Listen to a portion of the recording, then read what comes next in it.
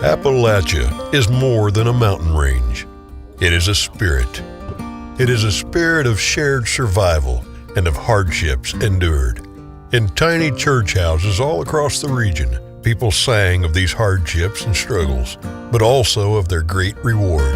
For just as there has always been a spirit of persistent struggle and hardship, there has also been a spirit of hope and of perseverance.